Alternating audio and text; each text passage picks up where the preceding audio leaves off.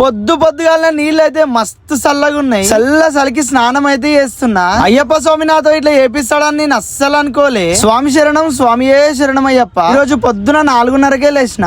పొద్దున్నే లేవడం అలవాటు లేదు కదా, చాలా ఇబ్బంది అయితే పడుతున్నా. ఎంత ఇబ్బంది అయినా లేవక తప్పదని చెప్పి మా సన్నిధానం దగ్గర బ్రష్లు అయితే లేవు. లేవడమే బ్రష్ అయితే ఇస్తున్నా. పొద్దున్నే చల్ల నీళ్ళతో స్నానం అయితే చేసిన.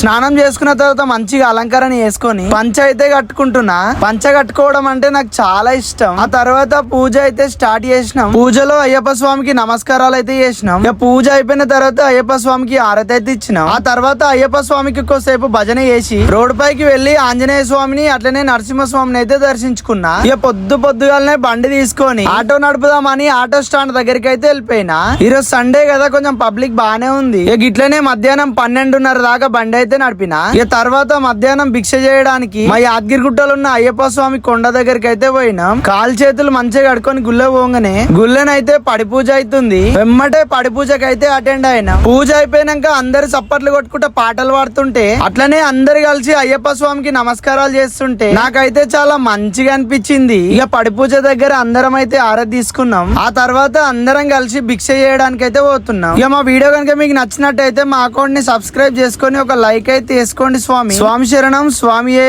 శరణం అయ్యప్ప.